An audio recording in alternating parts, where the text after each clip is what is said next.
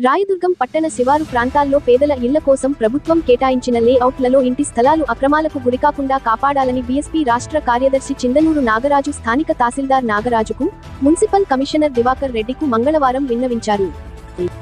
రాయదుర్గం పట్టణ శివారు ప్రాంతంలో కాంగ్రెస్ ప్రభుత్వ హయాంలో ఇంటి స్థలాల కోసం భూములు కొనుగోలు చేసి, లేఅవుట్లు వేసి, ఇంటి స్థలాలు కేటాయించిందన్నారు. అయితే అప్పట్లో కొంతమంది పేదలు ఆర్థిక స్తోమత లేక ఇళ్ల నిర్మాణాలు చేపట్టలేదన్నారు.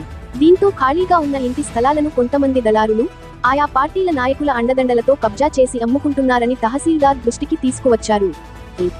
నాయకులు భూ కబ్జాదారులుగా మారుతూ ప్రభుత్వ స్థలాలను అమ్మకాలు చేపట్టి సొమ్ము చేసుకుంటున్నారని మండిపడ్డారు.